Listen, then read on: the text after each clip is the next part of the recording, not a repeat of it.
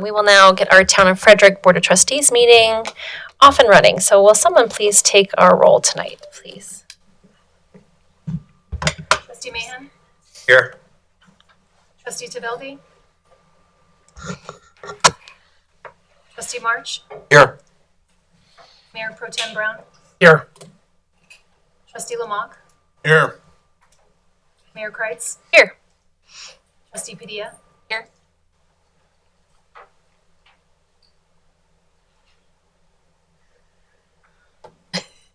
You have enough for quorum. Great, thank you. All right. As a matter of procedure, let's all please stand and join each other in the Pledge of Allegiance.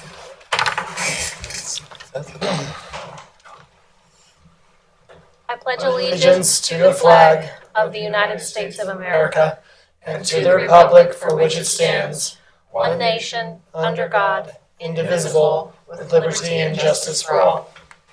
Thank you. All right, do we have any changes to our agenda tonight? Madam Mayor, just one item. Under the special presentations, it's noted as Frederick Firestone District. Chief Young will give a special presentation. There is also an additional group, Citizens for Frederick Firestone Fire District, will also be presenting in tandem. In tandem? Yes, Okay. after Chief's presentation. Okay, all right, great, thank you. All right, Chief, would you join us at the podium, please? And the floor is all yours.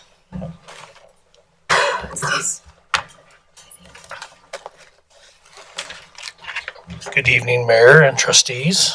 Thank you for your time this evening. Greatly appreciate that.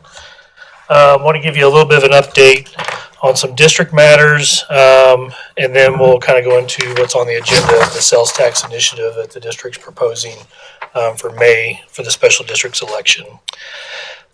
Just a few updates on the district stuff. So believe it or not, this is our 50th anniversary year. So we were actually chartered in 1975, and so you'll start seeing some of that publication of our 50th anniversary, which actually is in November. We'll be doing a celebration, probably at Firefighter Park there at Station 1. Probably in October is right now is the plan, and so we'll make sure that everybody's invited. Be a good day, a lot of activities, and just celebrating the entire 50 years.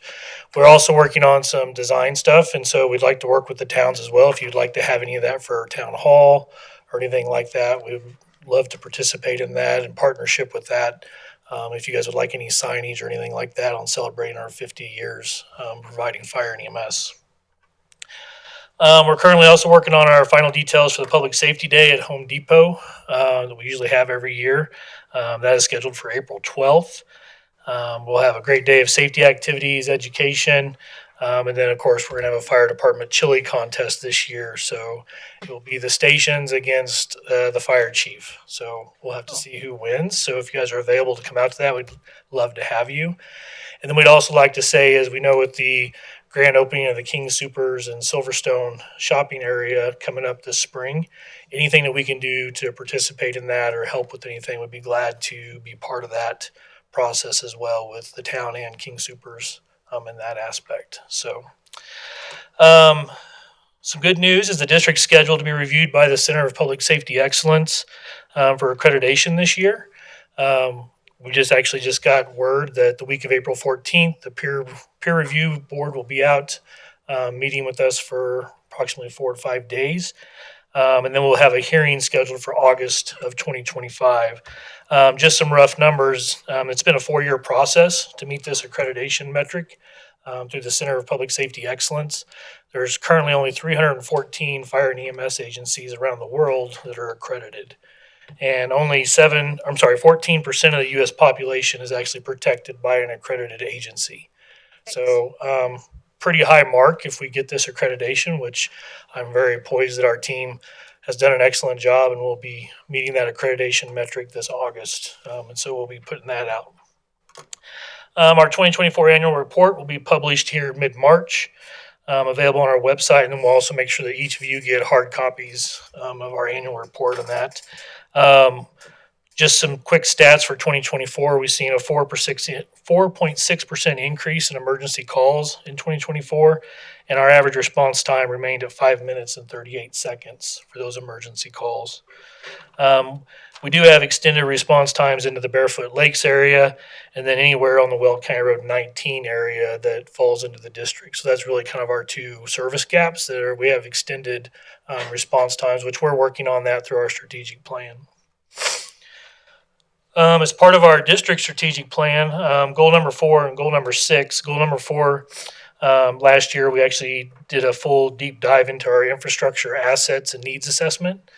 And then also our staffing plan that we've been working on for the last 3 years to meet the growth of the community in that aspect. And so that's really what deemed us and the board of directors to do the public poll that many of you probably participated in November, early December, of the potential of the sales tax initiative. And what we gathered from our needs assessment was with the cost of inflation and the cost of materials and everything has increased over the last 4 years, we're definitely going to have a funding gap. As you guys know, as a special district, Title 32, we're basically funded by 88% property taxes. And the rest is all just fees, ambulance fees, those types of things, and a little bit of grant funds here and there. So what we're trying to do with the sales tax initiative is really look at diversifying our revenue portfolio so we can meet the future needs of what the community needs for fire, EMS, and special rescue. The one thing about that, we came back from the poll, is we wanted to make sure that the community was going to support something like that. And actually it came back with 71% that would likely vote yes in support of a sales tax in that aspect. We had 21% where it was a hard no. And then we had roughly about 4 to 5% that did not know at this time.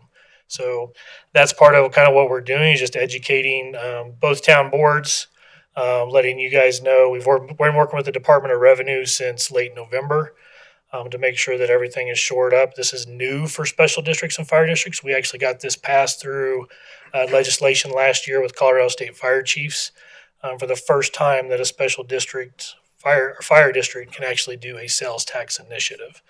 The reason why this really passed with kind of flying colors was of the property tax reform that we haven't seen the end of. We know there's going to be some more special interest groups come out in 2026 with some more public initiatives, and also the governor's also mentioned that 2026 there could be potential reform in the property tax side. So just some rough numbers since 2019. As you guys know, you've heard me speak many a times on Tabor and Gallagher, and then we appealed the Gallagher amendment. And then there's been multiple changes legislatively to property taxes in the formulas. What's that equate to us? That's been a $4.8 million loss since 2019 is what we've lost in the property tax side. Now, we also see that our property tax values continue to increase, and as a district citizen as well, yes, our property taxes are very high. So that was another reason that staff and board said we need to look at a way of diversifying our revenue as our community continues to grow in that direction. Just some rough numbers. We were pretty skeptical, in any public poll. You hope that what you're getting is fair. The questionnaire was mailed out to 10,957 registered households. Approximately 13% of the voter households responded, which is about going with what we see in a voter, how many people actually turn out to vote. Unfortunately, we'd all like to see more voters vote, but those numbers do relate. And as I mentioned earlier, we had roughly 71% that was in favor of that. So what the board did is we worked with the Department of Revenue for a resolution to initiate a sales tax initiative to go on to the May ballot for the special district election. And that was resolved by the board on January 13th at that time. So what was handed out to you this evening was a factual summary that has been provided by our board of directors. It gives pros and cons. This is also on our website. As you guys know, as any governing agency, once you go to resolution to put something on the ballot, then that pretty much ends of what we can do is just educate of how we got here, and then also the factual summary on that side. Our board of directors did do a resolution of advocacy, and that could be seen on our website as well, and you could read that in that resolution that was done this last month. And the big thing is, as I mentioned earlier, in the capital infrastructure needs assessment and the staffing plan from the strategic plan, really what the gap is we need to hire additional 12 to 15 firefighters. over the next 3 years. And then we also have Station 6 that we'll be building. And believe it or not, Station 1 is on the needs assessment to completely be scraped and rebuilt. We've outgrown that station. That's also one of our busiest stations is here in downtown Frederick. And so in order to meet the future needs of what's building up in your town as well, that's something we're going to have to look at in the next 5 to 7 years. And so that's us forecasting down the road and looking at what's going to cost in order to do these things. Be happy to answer any questions before I turn it over to our Citizens Initiative Committee that's actually led by our firefighters. Any questions from the board or mayor? Where's Station 6? Is that, Station 6 is in that Barefoot Lakes area where I mentioned we have a service gap in response times. Yeah, it'd be actually on Ronald Reagan Boulevard and Barefoot Lakes Parkway. We're right in the middle of right now of allocating the land, closing on the land, and it'll be right there on the corner. So we'll have easy and quick access to the arteries for that whole area. Would 7 most likely be by Old County Road 19 then? Yeah, okay. Depending on both towns' comp plans and what they've got planned. I'm not going to say that it'd be during my tenure, but I will be planning towards that direction. That was very nice of you to say. Any other questions? Diversity of portfolio is what you mentioned as the kind of framework of the ask, and you mentioned 12 to 15 firefighters and a station. I mean, and I apologize. I'll read through the arguments for and against to better understand, and maybe this is in there. Are there other additional pieces of equipment that are part of that? And are you being transparent in those requests and what you're... Yeah, actually the ballot language was on the second page of that factual summary is the actual ballot language. We actually bullet pointed everything that the funding will be used towards. As you guys know, it would be, sales tax would be going directly to the general fund. So it would be used for multiple things. We have the current funding to build Station 6. That's actually sitting in the bank. That was done through the general obligation loans that we did back in 2022. Nice. The issue is once we build that, we can't rob firefighters from the other parts of the district to staff it. And so it's really the staffing plan and then also the equipment. And with inflation, an engine now is $1.2 million. Ladder trucks are running about $2 to $2.2 million, depending on what you do. And then ambulances now are running anywhere from $400,000 to $450,000. And so that's just that equipment alone. And that doesn't include all the equipment that goes on that, plus the firefighters that have to operate that equipment.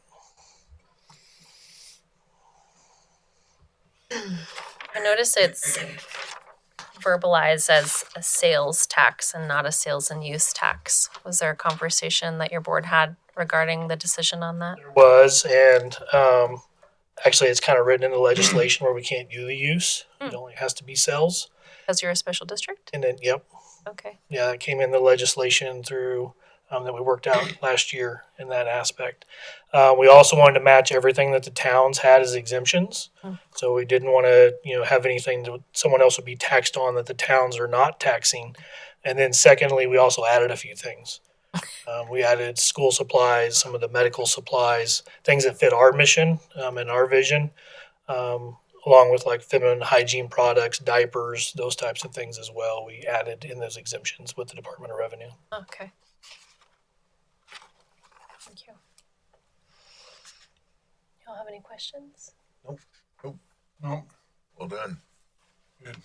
Are you aware of any other special districts that are asking for initiatives from our citizens? So as normal, we're pretty much leading the front for the state. November, it will be very heavy. I know I was just on the phone with Elizabeth Fire and Rescue's fire chief the other day asking to steal some of the stuff that we've created. They're looking to maybe run last minute.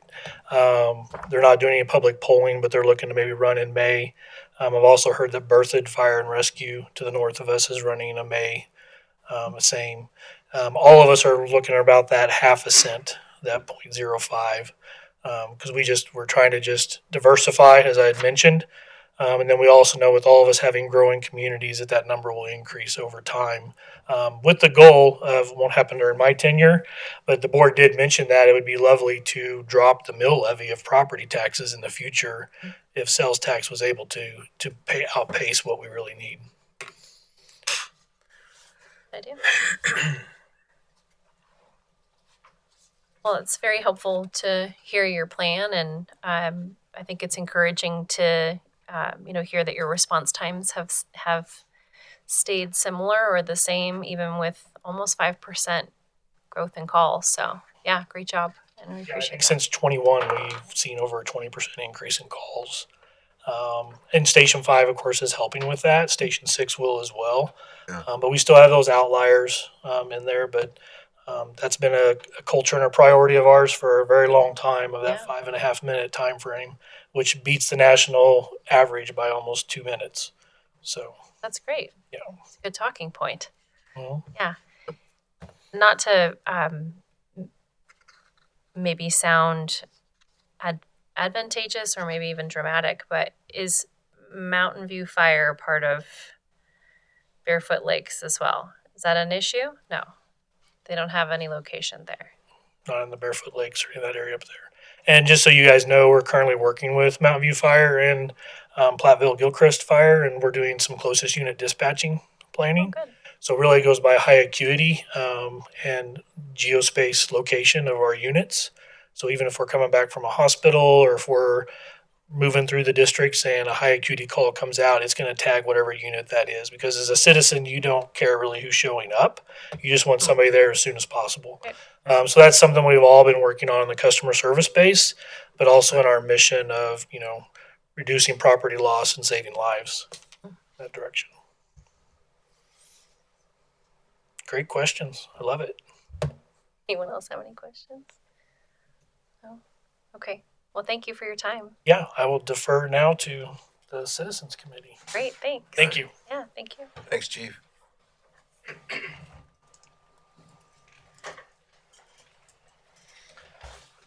Good afternoon, everyone. First of all, I'm definitely going to mess that up, but I'll try. We don't have much balloons as the last presentation earlier, so warn you there. My name is Chandler Martinez. I serve as the chair of the Citizens for Frederick Firestone Fire District Committee. I also serve the local firefighters as the president of their labor union. This is Brad Harris. He's a co-chair of the Citizens for Frederick Firestone Fire District Committee. He also serves as the secretary for the local union. We're just going to talk tonight a little bit about the half-cent sales tax proposal solution. A couple things we'll talk about tonight is some of our challenges, what the proposal looks like, and here to answer any questions if you have any. Hopefully you gave the chief the hard ones, but Brad said he's up for it too. So currently some of our biggest challenges we're facing right now is 40% growth within the last 10 years of the population that we serve. I guarantee that's no surprise to anybody in this room. A 20% increase we've seen since 2020. And with that, as the population grows, so does our request for service. We've seen a bit of an anomaly in 2020 with the pandemic. And I say anomaly because we saw their districts see dramatic rises in that, where we didn't see that. But since 2006, our call volumes also tripled. Year to date, we're also 15 to 20-ish% higher than where we were last year and are projected to be this year's by several hundred incidents. Since 2021, we've seen 26%.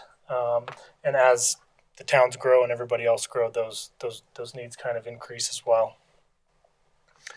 As Chief talked about, our reduction in tax revenue that we noted for 2025 was approximately $5 million. The majority of that came from decreasing oil and gas valuations and several state legislations that have reduced property taxes that we receive.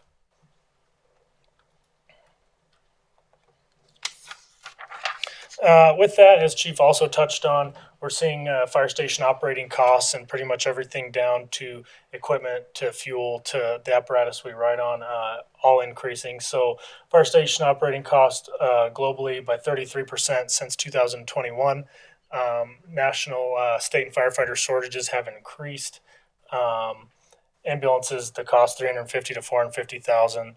And like Chief touched on, the engines and the gear.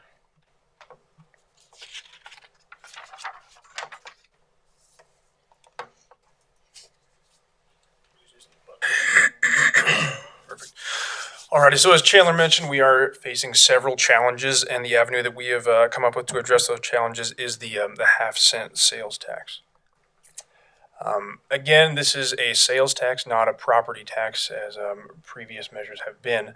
The 0.5%, that would look like in dollars and cents term, 5-cent tax on a $10 purchase, or looking at a $20 tax on a $4,000 purchase. Again, as Chief mentioned, all of the current exemptions would apply, the most notable being groceries, prescription medications, medical supplies, and school supplies, things of that nature. It will be appearing on the May 6th, 2025 ballot as Issue A. Paperwork here. And the reasons that we're seeking this sales tax rather than a property tax. The biggest one that stands out to me is the first point there, that it more fairly distributes the tax burden between basically in-district customers and out-of-district customers. As we're all very well aware, we have a very large amount of infrastructure running through the district, whether that be Interstate 25, Highway 119, Highway 52, all of those bringing a significant volume of people, whether that be commuters, out-of-state, all of that nature. And while they are not perhaps paying for the services they're receiving, they're certainly utilizing them in some capacity. And this sales tax is the best way to address that discrepancy for those people who use our services. As we mentioned before, it's going to diversify the revenues. We've seen quite a tumultuous turn of events through the oil and gas revenues, the property taxes, things like that. We want to temper that instability through this by creating that sales tax. A real brief proposed use of these proceeds, again, as Chief mentioned, the 12 new firefighters within the next 2 years, specifically for the Station 6 project, and then potentially 9 more by 2030. 2 more fire engines and 2 more ambulances at those costs that we mentioned before, as well as significant upgrades in radio communications, bunker gear, rescue equipment, that being Jaws of Life, cardiac monitors, things like that. One thing I did want to mention here is that the ISO, who I guess sets the property insurance rates, does look at these kind of items when determining those rates, and being up to date and the most efficient way possible is the best way to keep those rates as low as possible.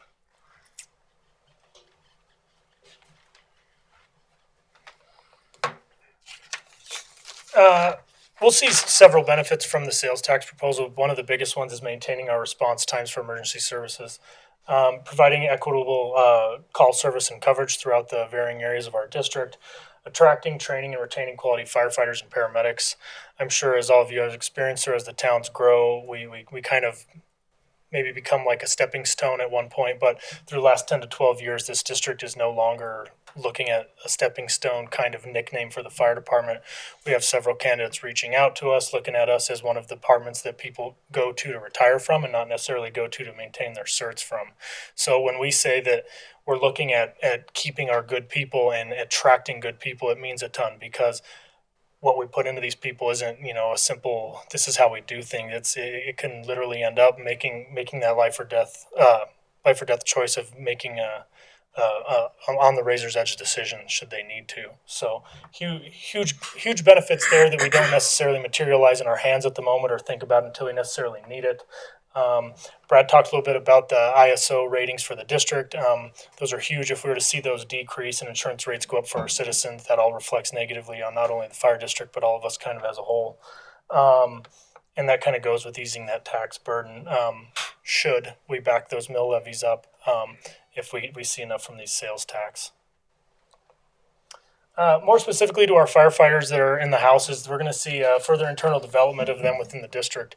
If we're not having to continually train new people that are joining us, we allow that time to be freed up to further train those people into higher level roles. The chief said he's never going to leave, but should he ever, we're going to hope to train somebody up to be able to take his position. That only comes with further developing the people we have on our lines right now. We're currently leading the path in Weld County in the Northern Front Range. Like I said, we're seeing people reach out to us for all the stuff that we're doing. Some of our bigger notable things that we're doing is our single role paramedic ambulance. I know that I talked multiple times with other agencies around here to see how that's going. We're definitely the forerunners in that field.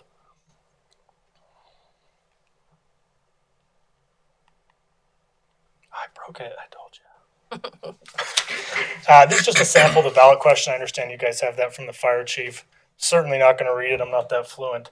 But if you guys have any questions, we're definitely be here to sort of answer them.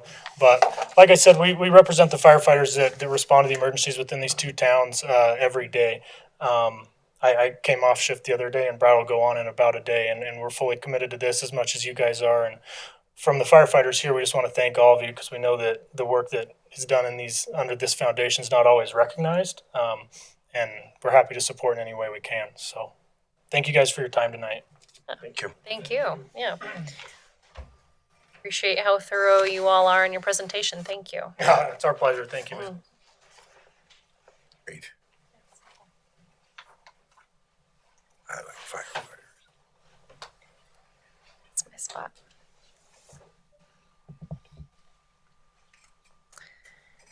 All right, those were our special presentations tonight. Anything further? No? Anyone have any questions? No? All right.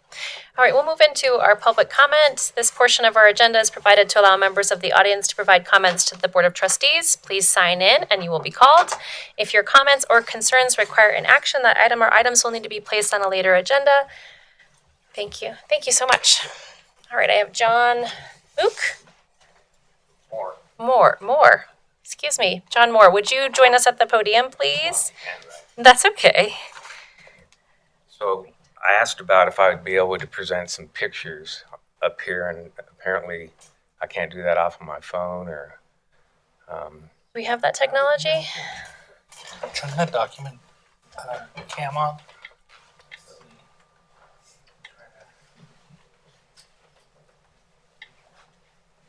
Another option is you could also email them to us. Mhm. We can send them to. Yeah.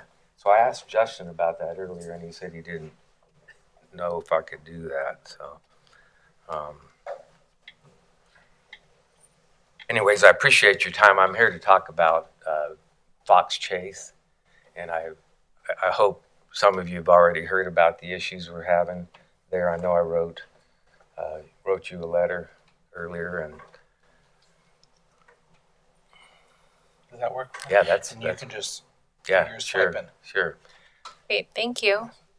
So the issue is really with the fact that there was a MOAPI signed with Fox Chase Inc. Back in 2019 that covered a lot of things that have never happened.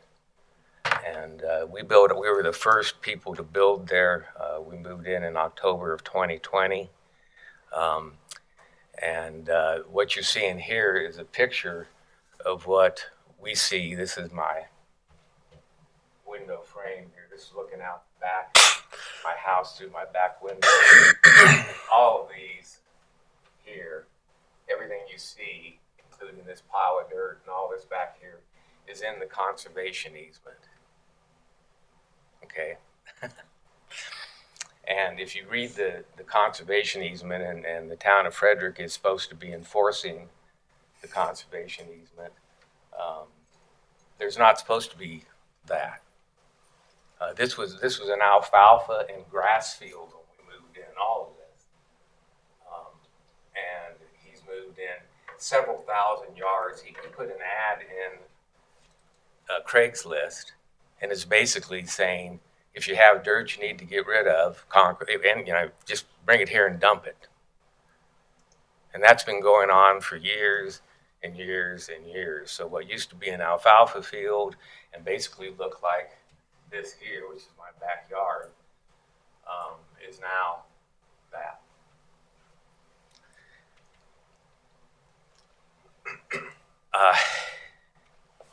Bing Sellers is Kingdom Builders Construction is the one that's done all the building there. And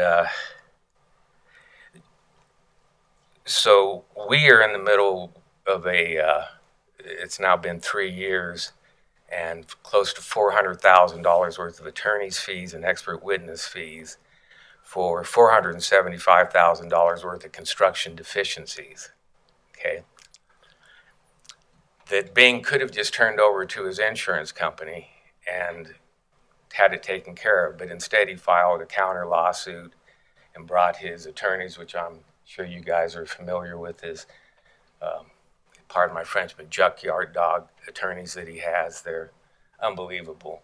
But they have stretched what should have just been a quick insurance claim into $400,000 worth of attorney's fees and expenses, and we still haven't hit arbitration.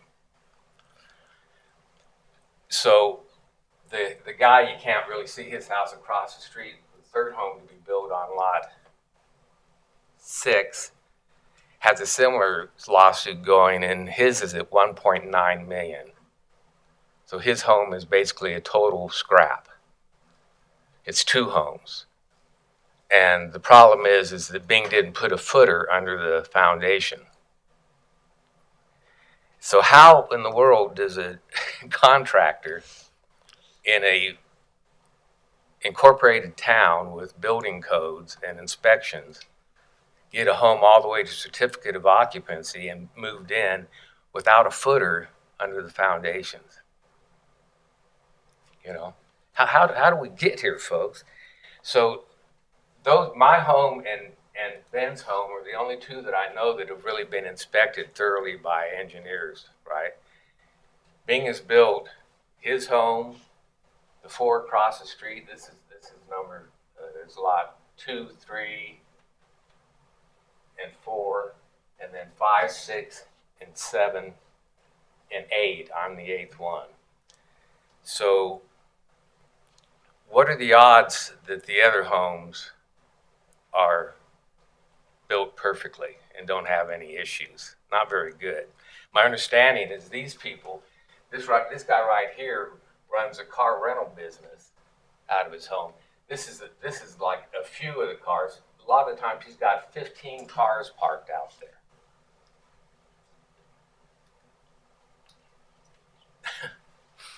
And this fence, it's unbelievable. So I brought another letter, and I only brought 6 copies of it, but this is the conservation easement. This is the back of my house. This is the equipment that you just saw a picture of. This is the road he's got going. He's not supposed to be putting roads in the conservation easement. This used to be alfalfa and grass, and it's now weeds and piles of dirt.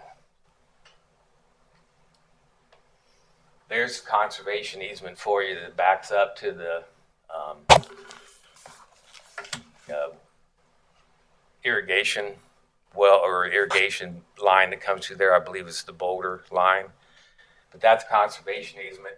You guys own the open space on the other side. I guess that's 186 acres of open space that you guys purchased. There's another picture from the other direction. These are the windows here that I took the picture out of, and this is the stuff that he's got piled on the conservation district. This is the back house of the 2 homes that are going to have to be ripped down because they're not constructed correctly. That's that big pile of dirt, and this is all the rest of the piles of dirt, or some of them anyways, with weeds growing on top of them. And I was talking, Justin Ritter, great guy. He came out and met with me, I believe it was yesterday or maybe the day before, and was saying something about how this may be a problem, that they can't do anything about it because this does have some erosion control on it. Those are weeds, noxious weeds, growing on top of dirt piles. You know, I was 42 years a commercial landscape contractor, and the bulk of what I did was erosion control and retaining walls for the military, Air Force Academy, NORAD, all over the place. This is not erosion control, okay? This is dirt piled on top of what used to be erosion control, okay? There was a well underneath here that was removed, and whoever removed it had to come in and spread topsoil, and they seed drilled it, and they hydromulched it, and they did correct erosion control, and Bing just piled dirt on top of it. So money that was already spent to do it right was wasted. There's more, but that's directly behind my house, and you can see more of his storage in the conservation easement there. This is the, he went and he bought or I don't know how he got it, but he brought artificial turf from a football field that still had the stripes and the numbers on it. And he had that all over the front yard of this home here. This whole thing was covered. So seriously, you'd go by and you'd see a stripe here, a stripe there, number 2, 0, on the artificial turf. Apparently, somebody, and I assume the town of Frederick, made him remove it, and he piled that on your right of way, and since then he's had to remove it. And this is where he removed it to, which is back on the conservation easement by the rest of his storage. This is my home here. This is Bing's home. All of his equipment and trailers and RVs. The guy has got at least 4 or 5 junk motorhomes parked, both here and out in this area.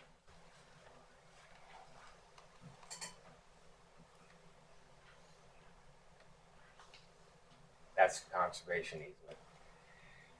So one of my complaints that I've had from the very beginning with the town of Frederick was that the MOAPI called for 4 inches of recycled asphalt to be put on 16.5, the access road coming into our project, and then all the way to down Apple Court and up Apple Street to our home.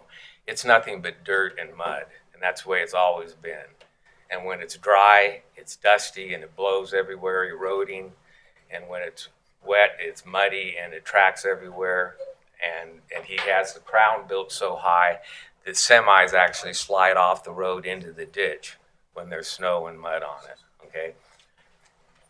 What Bing did was he built this whole parking area and a road going back towards his house, and he put the recycled asphalt there on the conservation easement, okay? And the rules of the conservation easement say you're not supposed to be building roads on it, Not without the town's approval, but it basically says it's supposed to be left the way it was found, and if anything, just maintained and improved.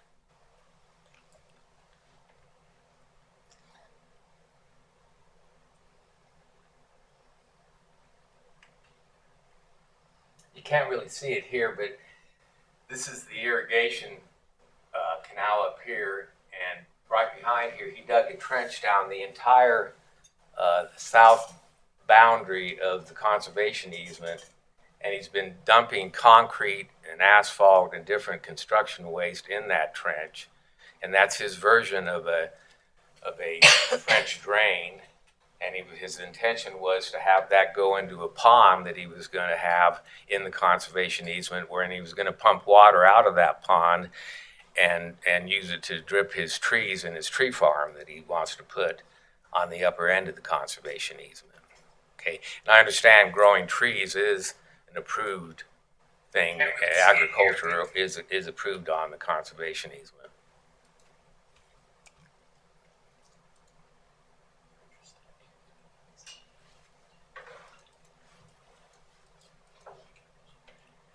So this is Bing's house here. This is Outlot A, which is the back of my house. That's another story completely.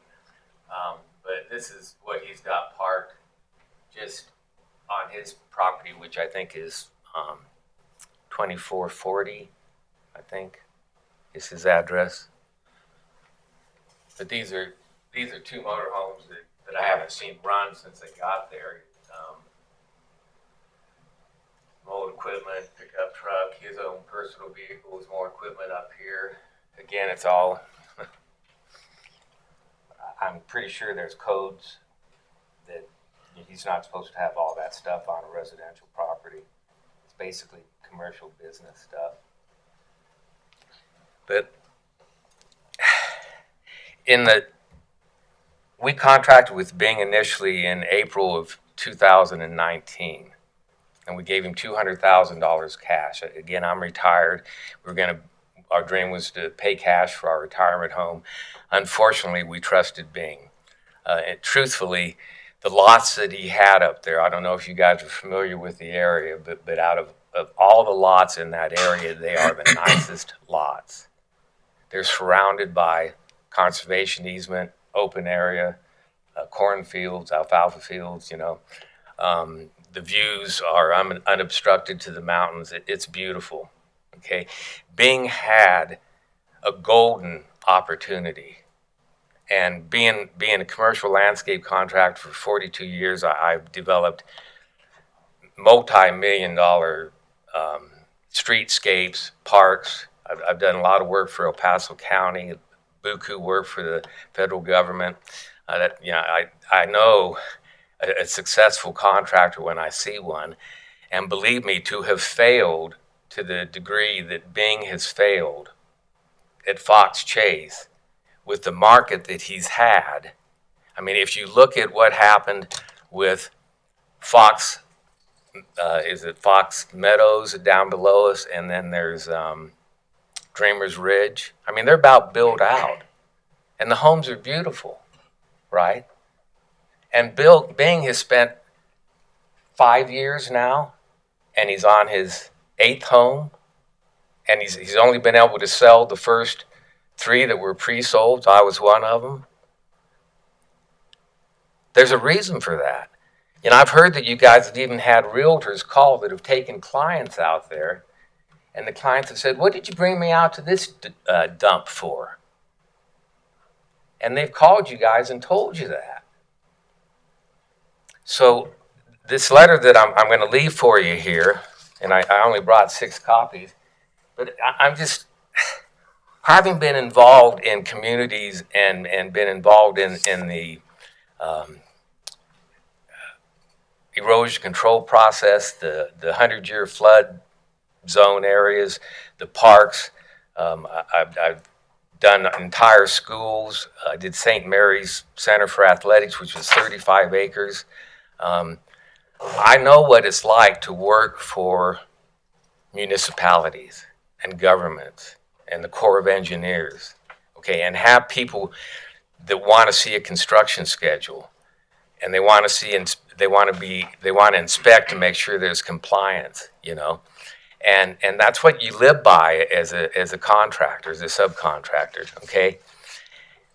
What my question is, and has been, and hasn't been answered yet, is how did we get here? When you read the MOAPI and it says that he's supposed to supply you a construction schedule, he's supposed to update it weekly, you're supposed to schedule for inspections, and all this for the town of Frederick to assure that the work is completed in accordance with the construction documents. How do we end up here? And if you guys don't know the answer to how you got here, I don't know how you're going to fix what occurs in the future.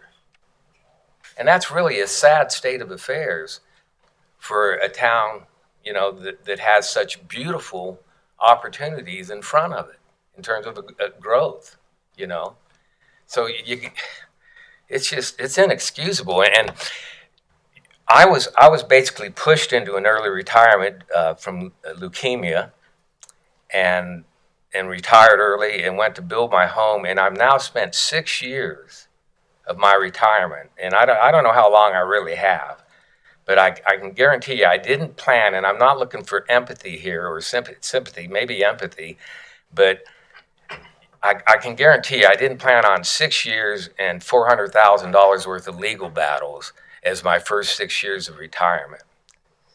And I really counted on the town of Frederick to hold Bing Sellers' feet to the fire and make him do what he agreed to do in the MOAPI. He used it with us because there was nothing there. Okay, so he used the MOAPI. That was one of the first things we got from him as a marketing tool to show this is what I'm going to do here. So we see, the easement, we see all the open space, we see the walking trail, we see the landscape plans. None of it has occurred.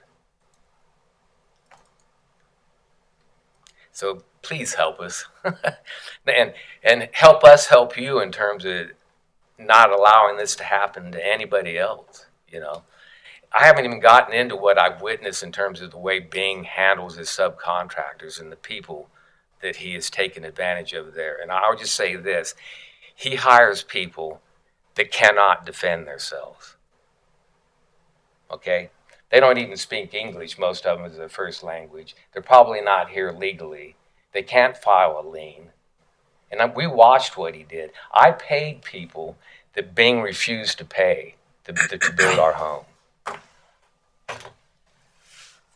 And it wasn't because they were threatening to file a lien. It was because it was the right thing to do, you know? But people like that shouldn't be building. Any questions?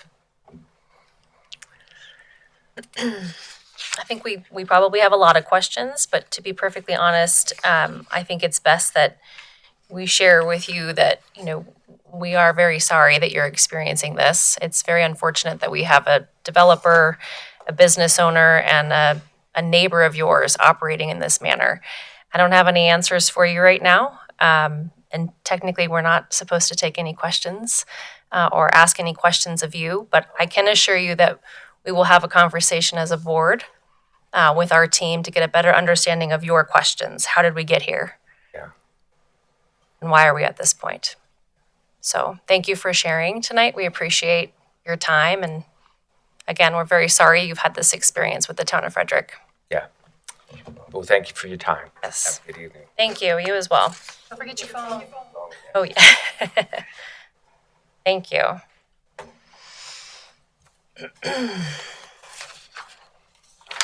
Any other public comment? Nope. All right, we'll move into staff reports tonight. Yes, Mayor, members of the board, just a couple quick items. We are going to look to move based on scheduling, the windshield tour to May. So I'll probably send out a couple of dates that will work better. Thanks, and that Chief. time will also allow for more sunlight, and we're having some scheduling conflicts on that day. So look for that. The other thing is just wanted to give a quick update in regards to some of the work that we've been doing with the zip code. We met with 2 of our congressional delegation last week, certainly in garnering support for our issues. We have, just in some of the preliminary work that we've done, well over close to conservatively 4,500 homes that fall outside of the Frederick zip code that either are in Erie zip code or Longmont. So we'll continue Busy. to apply pressure in all areas that we can to figure out how to get a pathway forward to resolve this. We have also met with the United States Postal Office. There certainly isn't any interest or desire to further help our cause on that front. So I think the congressional delegation is probably our best route to go at this point.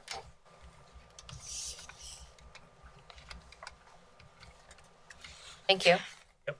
I mean, I think May, if we can all make May work, I think that makes more sense. As you said, we'll have more daylight, more time to review. And then are you all comfortable with that, moving it to May? Sure. Okay. Thank you for coordinating that. Longer days. We'll take the sunlight, right? Yeah. And the efforts, Flashlight. absolutely. Yes, initiative on the zip code would be helpful, just to keep the updates coming on what we need to provide or who we need to visit with. That would be great. Thank you. Any questions for Brian? No? Okay. All right, thank you, Brian. All right, we're going to move into our consent agenda. These items are considered to be routine and will be enacted by one motion and vote. There will be no separate discussion of our consent agenda items unless a board member so requests, in which case that item will be removed from the consent agenda and considered at the end of the consent agenda. Would anyone like to remove any items for discussion this evening? I would like to remove, Madam Mayor, I would like to remove the list of bills and just to have a brief discussion on those bills. When I was reviewing them this past week, I had some questions on the bills. Okay. Removing item E, list of bills. We'll consider those at the end of the consent agenda. Hi. Madam Mayor, I move that we approve the remaining consent agenda items as listed. Second. Trustee Padilla? Yes. Trustee Lamont? Yes. Mayor Pro Tem Brown? Yes. Trustee March? Yes. Trustee Mayhem? Yes. Motion passes 5-0. Thank you. All right, we want to discuss the list of bills Yes. tonight. Okay, are there particular items you'd like to call to our attention? Yes, Madam Mayor, I have several questions in reviewing these uh, bills. There was some confusion on what was being spent money on. If I go on to tuition, I look at an individual that we're paying $3,000 on for a tuition reimbursement. I thought the tuition reimbursements for schools go to schools, not the individual. And the biggest concern I have, excuse me, I'm trying to get this to scroll. Well, while you're scrolling, you're sharing that you already got clarity on a tuition payment, that it went to an establishment or a person. Is that what you were looking for clarity on? Went it went to it was listed on the list of bills as A going to an individual. Okay. And that was for reimbursement. Yes, so that was to an employee. So we have a tuition reimbursement program here for staff. So when they complete a semester based upon their grade, their GPA, they need to provide a transcript, and we can our program allows up to $3,000 per calendar year of tuition reimbursement for an employee. Okay, thank you. Next one was to Dana Kepner Company, and the reason or the item was identified as supplies for $163,000, almost $164,000. That was a question. My bottom line is, I think that there needs to be some more clarification when it gets into certain areas. I mean, if I'm looking at this information and it tells me Danny Kepner is getting $164,000 worth of supplies, what am I thinking? I'm not thinking water. I'm thinking toiletries, paper, things like that. Okay, and this is for the town water. AMI water meters that we're using for our ARPA funds this year. So those run about $2,200 per meter. So that was purchasing all of the meters to use those ARPA funds to complete the full build out of swapping out all of our meters to the AMI system. Okay. But maybe you're asking, is there a potential to add a small description when it appears we're paying a person for? Yeah, so what we can do is when staff inputs invoices for payment through our financial system, there's a description line.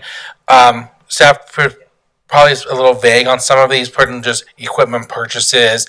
I think we can have them put a little more descriptors if there's a certain dollar amount threshold or above, or if the name of the company is not very apparent on what it's for. Definitely we can have staff when they're entering those batches to issue those checks that this report comes from for the list of bills, they can put in more descriptor, more specific. Like in this example, I think we could have the team in the future, if this was another payment list, 923 AMI water meters versus public works equipment purchase. I think we can definitely provide some clarity for And that. that's all I'm asking Yeah, for. that's fine. Yeah. And that's the point I wanted to make. When I'm looking at the bills, I mean, I couldn't tell somebody who asked me, what's $164,000 going for supplies? If a resident or a constituent came up to me and asked this question, I couldn't tell them what it was. Right, okay. And Could we develop a parameter or a number that if it goes over this certain number, then we need a little bit more clarity on the item? Yeah, we can do that, or we can go with the approach of just asking more specific, because again, it's a description field in the system that's very open-ended. We can just train staff on all invoices to provide a little more detailed explanation of the invoices and not leave it in generic categories of equipment or office supplies. I think we can provide a little more clarity, or if there's a certain threshold, we can definitely work towards that. We're open to whatever provides the transparency for the board or for the public. Whatever one you find to fit within your new process, it would be fine. Just With the providing more finance clarity. department then to see what works best for them, and then we can educate staff that input the packets every week from each department to make sure that that information and that process is updated for more clarity. Okay. That's helpful. Thank you. You're welcome. Thank you. Were there any other list of bill? No, just points that I was Yeah, making good going point. through on the 4 sheets or the list of bills. Great. Okay, we've identified what those items are and the potential new process moving forward. So we do have a list of bills on your agenda that needs some direction tonight, please. So Madam Mayor, I recommend that, I move that we approve the list of bills. Second. Perfect. Yes, thank you. Mayor Pro Tem Brown, Yes. Trustee March, Yes. Trustee Padilla, Yes. Trustee Lamont, Yes. Trustee Mahan. Yes. Motion passes 5-0. Thank you, Mark, for being so thorough. I appreciate that. And Jason for accommodating. Sure. All right, action agenda tonight. We have item G, ordinance number 1403, amending our code for our arts fund spending. Emily and Christine tonight. Please.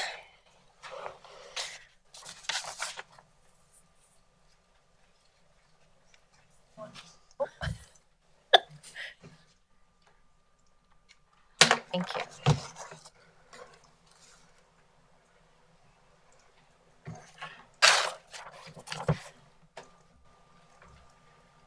Alrighty, good evening, Mayor Kreitz and Board of Trustees. This is an ordinance to change the municipal code to allow for the expansion of the peer review of the Frederick Arts Committee and support of creative arts within the town. This is part of the Community and Economic Vitality Strategic Plan. The Arts Committee would like to provide diverse forms of public art for the community to enjoy, and they'd like to be able to expand that public art beyond that of just visual art.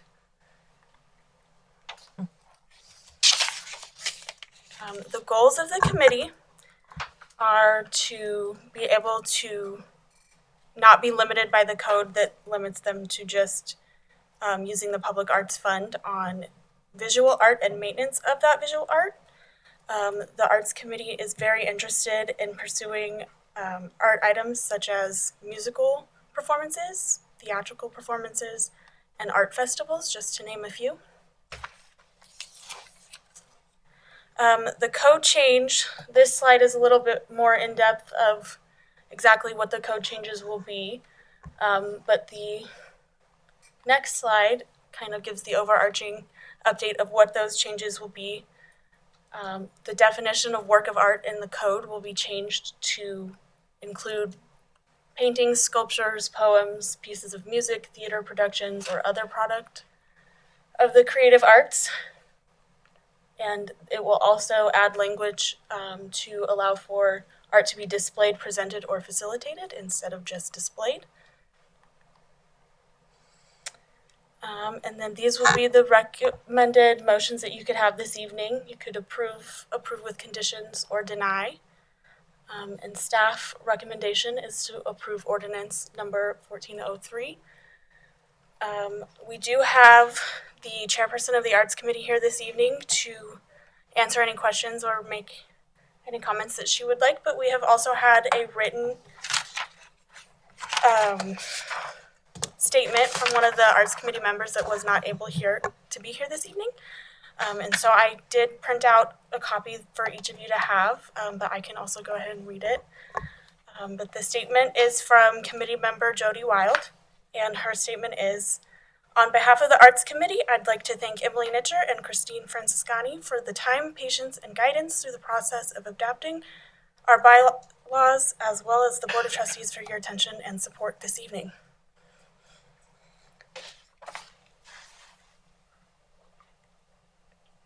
Helpful. I know you mentioned that you have a committee member. If she or he would like to speak, they're welcome to, but I will not make that happen if they don't want to do that either. That's okay. I'll just want to make one little statement. Sure. We have 6 new members. Would you mind actually joining us? Sorry, just to be able to use the microphone. Thank you. We have 6 new members since I've been here about a year or so, and the committee's really, really excited about doing all these extra other things that we hear other towns do. So I think the enthusiasm of this art committee has picked up a lot, and I'm hoping that this will help also do a diverse things for the community. Great. I was actually going to ask if it was committee driven, if there was someone in particular, or if you all just had a. Oh, I see.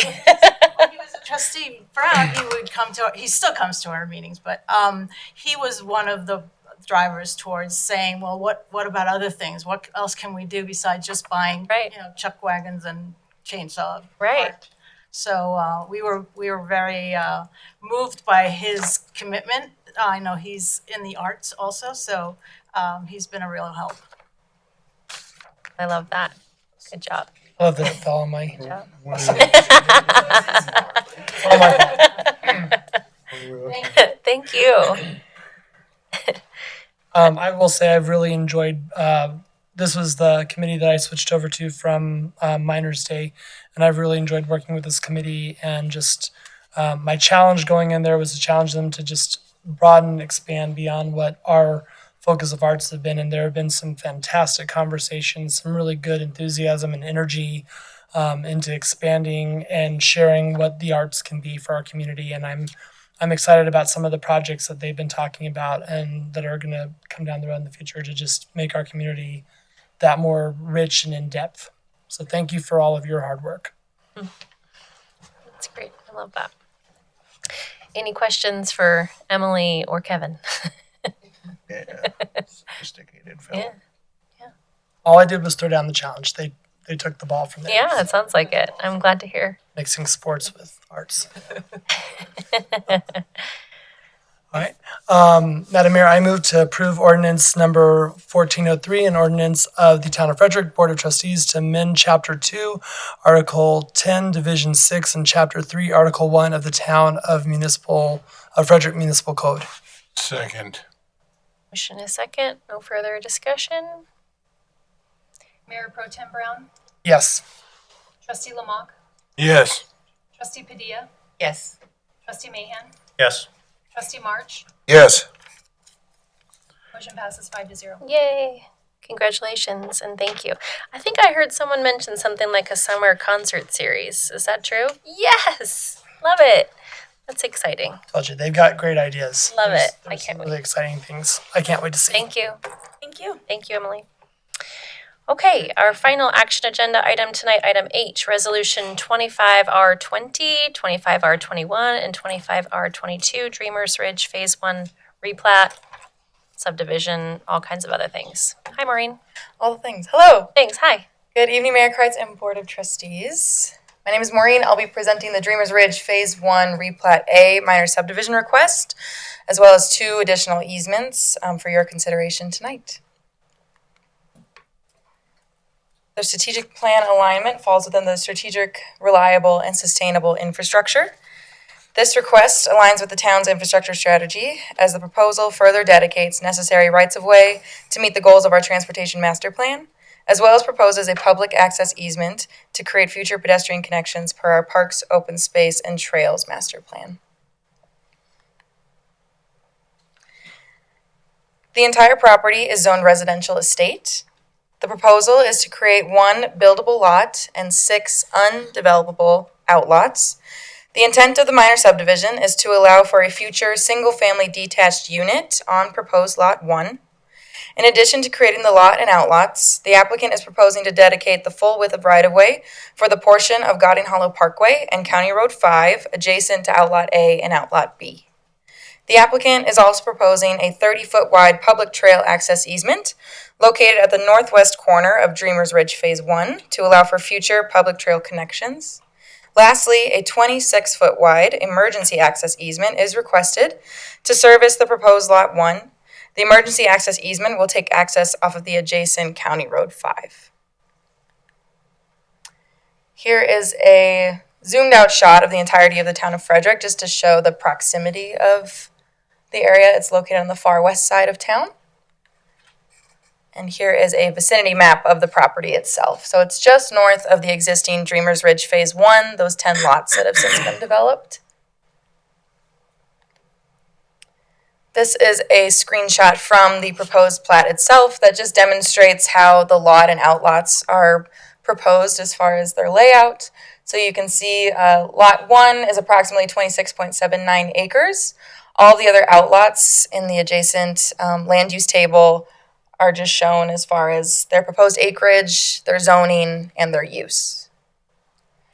And so the other slides just kind of zoom in just to help give a little bit more detail. So the proposed public trail easement would be on the north end of Outlot E, running just south of that rural irrigation ditch per our Parks and Open Space Master Plan. And then the emergency access easement would take access approximately off the center of County Road 5 there, adjacent to Lot 1, and then run up to that dotted line that says the area is outside of the flood zone. That's where the anticipated development would happen. And then again, here's the southern portion of Outlot A.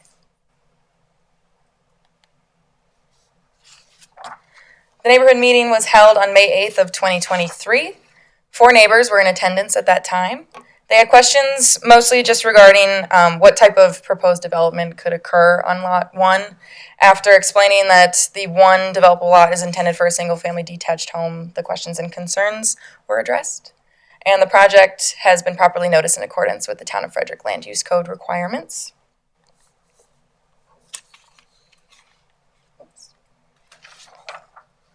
A planning commission hearing was held on Thursday, February 6th of 2025.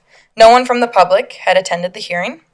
The commission had provided technical comments in relation to state surveying standards ahead of the public hearing, and those comments were addressed and updates were made to the plat. The board is reviewing the most up-to-date version of the minor subdivision plat tonight. The commission had questions regarding permitted uses on the proposed Lot 1. Staff had stated that the property is zoned residential estate, which permits single-family detached dwellings as well as limited agricultural uses. The commission had also questions regarding the intent for designating the remaining land as outlots. The applicant had responded that they have no intention of developing the land at this time. Staff went on to further state that if the applicant ever chooses to reestablish those outlots as lots, that the Planning Commission and Board would be considering those at that time. I also wanted to just note that in relation to County Road 5's future build-out, a memorandum of agreement was developed by our town's legal department and signed by the applicant, which essentially memorializes triggers for development that will trigger the need for the construction documents and full build-out of County Road 5 at that time. Just not during this phase. Madam Mayor, This that does is not. correct. The recommended motions. There are 3 separate resolutions to consider tonight. One for the minor subdivision, that is Resolution 25-R20. The public trail access easement, 25R21. And lastly, the emergency access easement, which is 25R22. Staff had created essentially a combined motion just to make approving these easier if the board so chooses to utilize this language. Staff does recommend approving the minor subdivision, public trail easement, and emergency access easement as presented. Both myself and the property owner, John File, are present tonight to answer any questions that you might have. Thank you. Thanks, Maureen. Any questions? I just kind of read through everything, and it seems like the public access for the trail is fairly well defined in terms of the grantor maintains it, but the public gets access, and that we have the ability to enforce that basically into the future. Madam Mayor and Trustee Padilla, that is correct. So those efforts were put into the easement itself just to make sure that we'd be able to access it, construct the trail as it would be the town's to do so, but as it is on private property, the property owner has agreed to maintain.